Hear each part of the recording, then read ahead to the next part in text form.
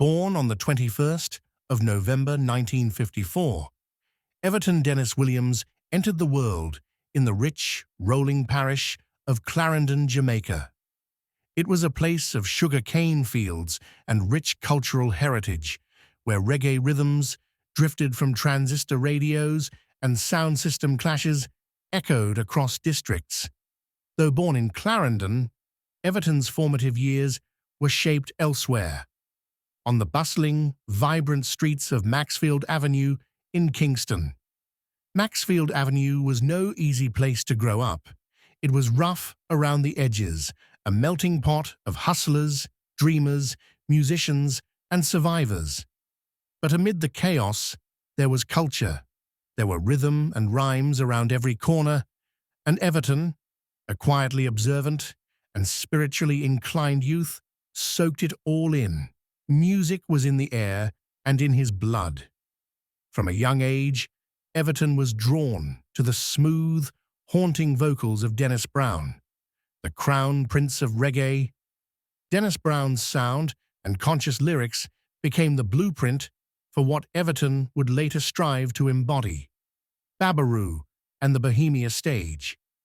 In the late 1970s, a young Everton, under the alias Babaroo, decided to test his talents at Kingston's famed Bohemia Club. It was a rite of passage for many up-and-coming artists, where raw talent was baptized in front of unforgiving crowds. Everton entered a local talent contest, singing his heart out to the tunes of his idol, Dennis Brown. He didn't win on the first try, but neither did Bob Marley or any great for that matter. What mattered was persistence. The second time was the charm. He returned stronger, more focused, and won the contest. This victory fueled his confidence and propelled him into Kingston's lively sound system circuit. He started performing with crews like Destiny Outer National, Master Voice, and Santex, rocking backyard parties and dances with his powerful yet graceful voice. In 1979, Everton released Where Is Love, a single that showed promise. It was followed by Baba Black Sheep in 1985, an effort to gain footing in the rapidly evolving reggae scene. But despite his dedication, success eluded him. The industry was brutal, and commercial recognition didn't come easy. By the late 1980s, Everton had grown weary. The struggles of the music world, financial pressures, lack of recognition, and a changing soundscape drove him to step away. He laid down the mic, picked up his paintbrush, and returned to his humble trade as a house painter. Yet even as he painted walls, melodies and lyrics lived in his soul. The rise of Everton Blender. Just when it seemed Everton Blender's musical path had faded, destiny intervened. In the early 1990s, a young singer named Garnett Silk, a friend and fellow performer from the Destiny sound system days, reached out. Garnett, who was experiencing a meteoric rise in reggae, believed in Everton's gift and introduced him to the influential producer Richard Bell of Star Trail Records. Bell heard something unique in Everton's voice, a spiritual depth, a timbre that was both calming and commanding. He signed Everton to Star Trail, and what happened next was nothing short of a musical rebirth. In 1993, Blender released We Know Just a Come, a triumphant anthem that announced his return. The song quickly became a hit across Jamaica. It was more than just a track. It was a statement. Everton Blender wasn't just coming back. He was arriving with a purpose. That same year, his debut album for Star Trail, Lift Up Your Head, dropped. The title track, a blend of roots wisdom and modern bounce, was nominated for a Jamaican Music Award, and the album soared to number 4 on the Black Echoes chart in the United Kingdom.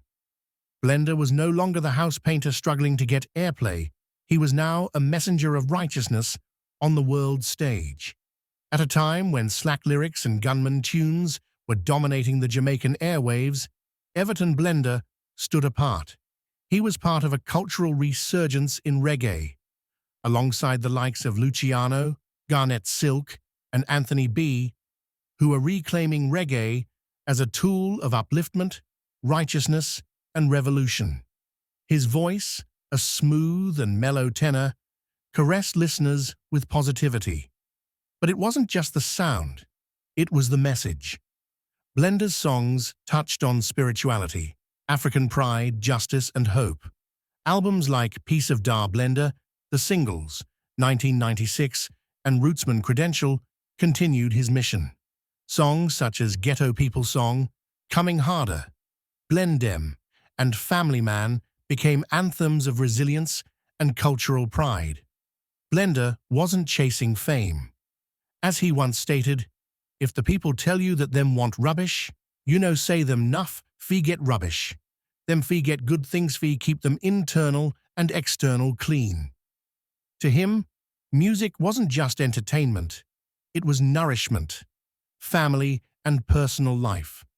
Though Everton Blender's music reached millions, the man himself remained deeply grounded and private. He wasn't drawn to the flash of stardom. Instead, he kept close to his roots, family, and faith. Currently residing in Florida with his wife Phyllis and their children, Blender's story of his relocation to a pasture of a different shade is certainly not unfamiliar. In a nutshell, the Rastafarian crooner opted to pack his bags and leave behind the mix-up and Blender while continuing his musical journey. He has daughter, Isha Blender, reggae singer with unique talent and songwriting ability, entrepreneur and mentor, Blend Dem Productions. As Blender's stature in the reggae world grew, he launched his own label, Blend Dem Productions. It was more than a business move. It was a way to uplift and mentor the next generation of conscious artists. Through Blend Dem, Blender worked with reggae stalwarts like President Brown, Admiral Tibet, Louis Culture, Jar Mason, Spanner Banner, Richie Spice, and Anthony B. The label became a platform for authenticity, a space where righteousness wasn't just welcomed, it was celebrated. He also used the label to produce his own albums, ensuring he had full creative control and remained untainted by commercial pressures. His production work is marked by a deep sense of musicality, live instruments, rich harmonies, and soul-stirring arrangements. His songwriting process was deeply spiritual. We just meditate, and a vibe just come to us. Melodies come to you later. He believed in channeling vibes, not manufacturing them. His studio was often filled with incense smoke, Ital food, and the sound of Nyabingi drums, creating a space where only truth could survive. Global messenger, touring the world. Everton Blender's reach wasn't confined to Jamaica. His music resonated in Africa, Europe, North America, and the Caribbean diaspora. In 1999, he toured Africa to thunderous receptions. Fans flocked to see the man whose voice spoke of African identity, cultural restoration, and love. He later remarked, "They need to know about their culture. Some people like to come out and see Jamaican culture." In 2019, Blender embarked on 2 successful European tours, alongside Thomas Evers of Rockers Artist Agency. From Germany to France, from Sweden to the Netherlands, crowds gathered not for hype, but for healing. His music had become medicine for the soul. In the mid-1990s, Blender began receiving the recognition he had long deserved. In 1996 and 1997, he received the Chicago Martins International Award and the South Florida Reggae Soca Award for Most Improved Entertainer. He was honored across reggae festivals in Europe and the Caribbean. More than trophies, however, Blender valued the respect of the people and the impact of his message. Everton Blender is more than a name in reggae. He is a pillar of conscious music, a bridge between generations, between roots and dancehall, between spirituality and rhythm. He influenced a new wave of artists, reminding them that you don't need vulgarity or gimmicks to succeed. What you need is authenticity, integrity, and soul. Artists like Jah Cure, Romain Virgo, and Chronix have echoed his style and spirit.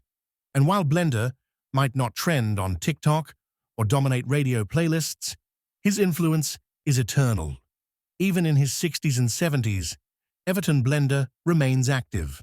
Whether recording in his Blendem studio, mentoring young singers, or performing on tour, he continues to live his mission.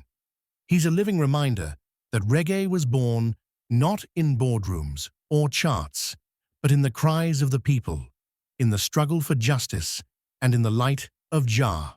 Please subscribe.